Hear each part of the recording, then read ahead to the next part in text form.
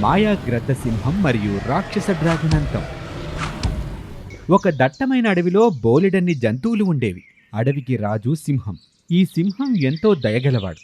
రాజుకి తన అన్నవాళ్లు ఎవరూ లేరు. అడవిలోని జంతువులే తన కుటుంబం.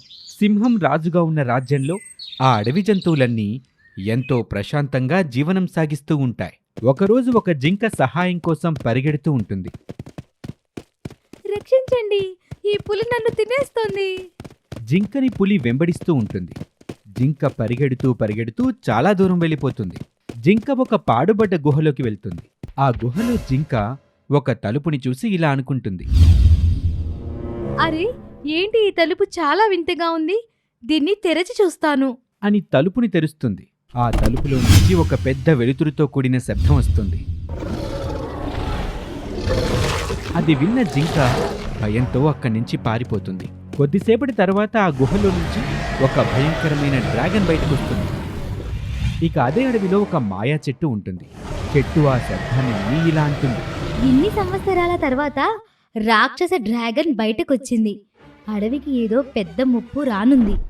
ఇక మరోవైపు డ్రాగన్, అరే వా, ఎన్ని సంవత్సరాలు గడిచాయి, చాలా ఆకలిగా ఉంది. నా ఈ 100 సంవత్సరాల ఆకలిని ఈ జంతువులన్నింటినీ తిని తీర్చుకుంటాను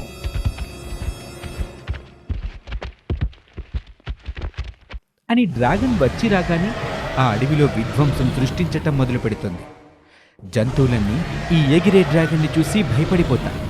తమ తమ ప్రాణాలు కాపాడుకుంటూ అటూ ఇటూ పరుగులు తీస్తాయి. డ్రాగన్ జంతువుల్ని చీమల్ని చంపినట్టుగా చంపేస్తూ ఉంటుంది. ఆ డ్రాగన్ గాలికన్నా వేగంగా ఎగురుతూ ఉంటుంది. జంతువులకి పాపం తప్పించుకునే అవకాశం కూడా దొరకటం లేదు. ఈ విషయం తెలుసుకున్న సింహం రాజు కోపంతో గర్జిస్తూ డ్రాగన్ని చంపటానికి తన దగ్గరకు వెళ్తాడు.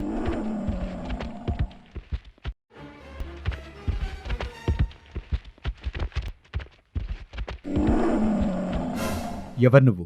నీకు ఎంత ధైర్యం ఉంటే నా అడవిలో విధ్వంసం సృష్టిస్తావు? నేను నిన్ను వదిలిపెట్టను. ఓహో, అయితే నువ్వే అన్నమాట ఈ అడవికి రాజువి. నువ్వు నన్ను ఏమీ చేయలేవు. నువ్వు నా ముందు ఒక చిన్న ఎలుక లాంటి వాడివి. నీ అదృష్టం బాగుంది.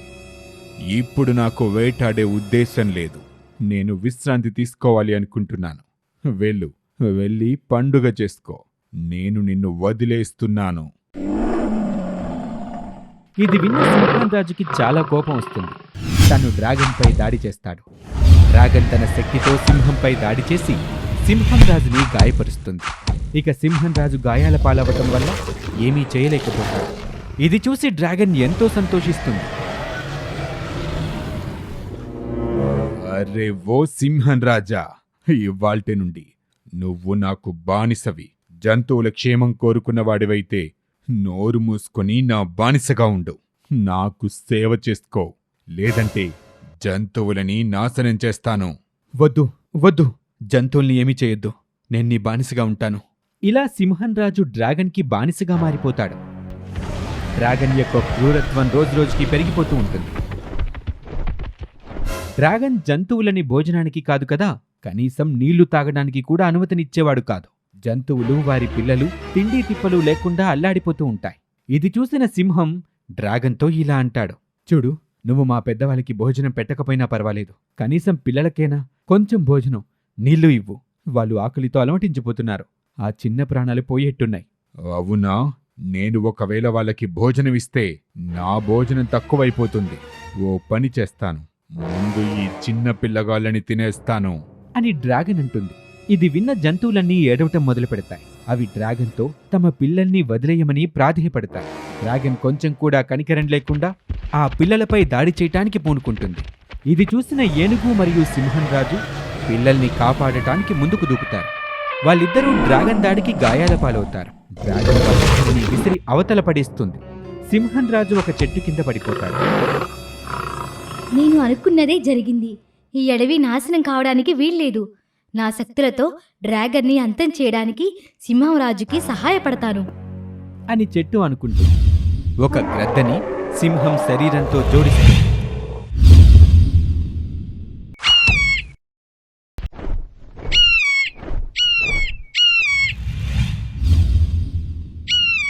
ఇది చూసిన డ్రాగన్ భయపడిపోతుంది. డ్రాగన్ మరియు విశాల గ్రద్ద సింహం మధ్య యుద్ధం మొదలవుతుంది. డ్రాగన్ మాయాగ్రద్ద సింహం శక్తుల ముందు ఓడిపోతుంది. అది చనిపోతుంది.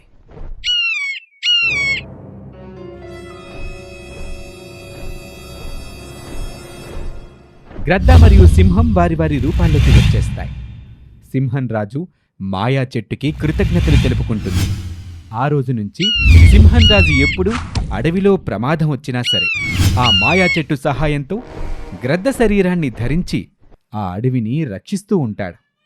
ఈ కథ ద్వారా మనం తెలుసుకున్న నీతేంటంటే, చెడు అన్నది మంచి ముందు ఎప్పటికైనా అంతం అవ్వాల్సిందే. శక్తివంతమైన ఎద్దు మరియు అతిపెద్ద మ్యాజికల్ ఈగిల్ లైన్ స్టోరీ.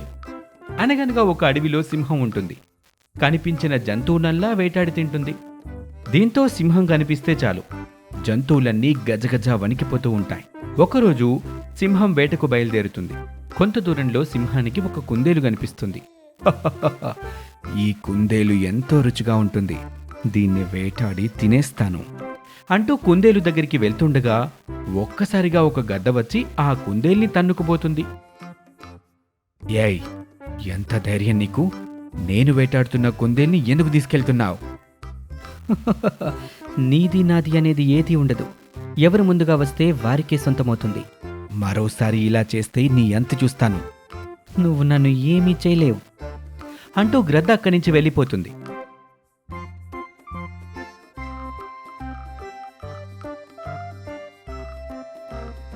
ఇలా 2-3 సార్లు సింహం వేటాడుతుండగా గద్ద తన్నుకుపోతూ ఉంటుంది. దీంతో అలసిపోయి సింహం గద్దతో ఒక ఒప్పందం చేసుకుంటుంది. మిత్రమా, ఇద్దరం వేటాడి తినేవాళ్ళమే, మనిద్దరి మధ్య పోటీ వద్దు. అందుకే ఒక ఒప్పందం చేసుకుందాం, ఇద్దరం కలిసిపోదాం. హో, అలాగే. ఇక నుంచి మనిద్దరం ఒకటవుదాం. అలా అయితే ఇక మనకు తిరిగే ఉండదు. నచ్చిన జంతువుని వేటాడొచ్చు, కడుపు నిండా తినొచ్చు. ఇలా కొద్ది రోజులు సింహం గద్ద రెండూ కలిసిమెలిసి ఉంటాయి. కనిపించిన జంతువునల్లా వేటాడుతూ ఉంటాయి.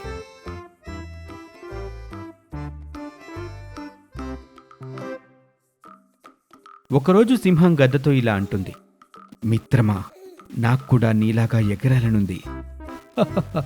అది ఎలా సాధ్యం? కానీ ఒక మార్గం ఉంది. నాకు తెలిసిన ఒక మాయా గుహ ఉంది. అందులోకి వెళ్ళి వస్తే నాకు కొన్ని శక్తులొస్తాయి. వెళ్దాం పదా అంటూ రెండూ కలిసి మాయా గుహ వద్దకు వెళ్తాయి.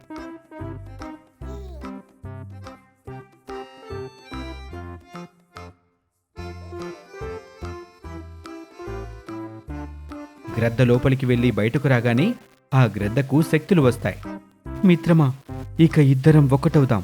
మనిద్దరి శక్తి ఏకమైతే మనల్ని ఎదిరించేవారే ఉండరు అంటూ గ్రద్ద సింహం కలిసి ఒక్కటైపోతాయి. ఇక మనకి తిరుగులేదు. అలా అడవంతా తిరిగొద్దాం పదా అంటూ ఆ గ్రద్ద సింహం అడవంతా తిరుగుతూ ఉంటుంది. గ్రద్ద సింహం రూపాన్ని చూసి జంతువులు భయంతో వణికిపోతూ ఉంటాయి. ఒకరోజు జంతువులు ఒక సమావేశాన్ని ఏర్పాటు చేసుకుంటాయి. ఆ సింహం గద్ద ఒకటైపోయాయి. వాటి రూపం భయంకరంగా ఉంది. మనందర్నీ వేటాడి చంపేస్తాయి. నాకు చాలా భయంగా ఉంది. అవునవును, వాటి రూపాన్ని చూస్తేనే నేను వణికిపోతున్నాను. ఇక మనల్ని ఆ దేవుడే కాపాడాలి. మీరేం భయపడకండి. నాకు తెలిసిన ఒక శక్తివంతమైన ఎద్దుంది. అక్కడికి వెళ్ళి మన సమస్యని చెప్దాం అంటూ జంతువులు ఆ ఎద్దు వద్దకు వెళ్లి తమ సమస్యను చెప్తాయి. మీరేం భయపడకండి. ఇక నుంచి మీరు నా వద్దే ఉండండి. ఆ భయంకరమైన జంతువు సంగతి నేను చూసుకుంటాను. మేమెక్కడికి వెళ్ళాం, ఇక్కడే ఉంటాం. నాకు చాలా భయంగా ఉంది. మీకు నేనున్నాను, భయపడకండి అని ఎద్దు అంటుంది. అప్పటినుంచి జంతువులు ఎద్దు వద్దే ఉంటాయి. అయితే ఆ గ్రద్ద సింహం అడవిలో ఎంత వెతికినా ఒక్క జంతువు కూడా కనిపించదు. అరే, జంతువులన్నీ ఎక్కడికి వెళ్ళాయి? చాలా ఆకలిగా ఉంది, మరొక్కసారి వెతుకుతాం అంటూ తిరుగుతూ ఉండగా ఒకచోట ఎద్దు వద్ద జంతువులు కనిపిస్తాయి. వెంటనే ఆ గ్రద్ద సింహం అక్కడికి వెళ్తాయి.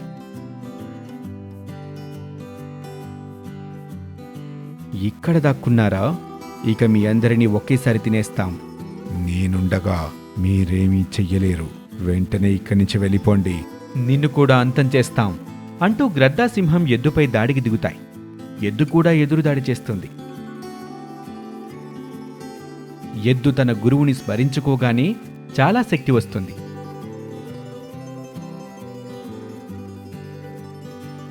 ఆ వెంటనే గ్రద్దసింహంపై భీకర దాడి చేసి చంపేస్తుంది.